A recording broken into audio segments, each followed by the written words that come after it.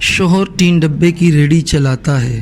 جوان سال بیٹی جھٹکے کے بخار میں پیدائش کے 7 ماہ بعد ہی سے مبتلا ہے، جس کے علاج معالجے کے اخراجات ہمارے بس سے باہر ہیں۔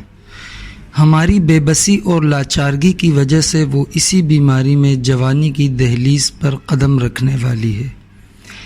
لاک ڈاؤن کے 1-2 دن میرے شوہر نے ریڑھی نکالی اور گلی گلی جا کر بوسی ٹکڑے جمع کیے اور ہماری کل جمع پونجی 2000 روپے اس میں پھونک دیے، جبکہ آگے کوئی ہم سے اس بوسی ٹکڑے کا خریدار نہیں ہے۔ لہٰذا ہماری معاشی زندگی کا قدرے رواں دوا پہیہ بالکل جام ہو کر رہ گیا۔ یہ کہتے ہوئے 30-35 سالہ نوجوان عورت کی آواز بھر آئی، ضبط کا بندھن ٹوٹا اور وہ پھوٹ پھوٹ کر رونے لگی اور بتایا کہ اب ہم وہی بوسی ٹکڑے پانی میں بھگو کر کھانے پر مجبور ہیں۔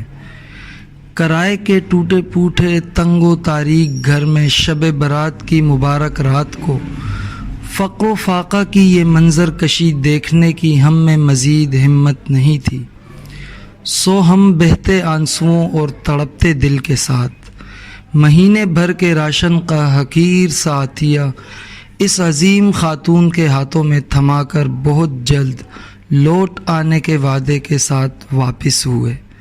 سروے رپورٹ سلیم احمد عثمانی۔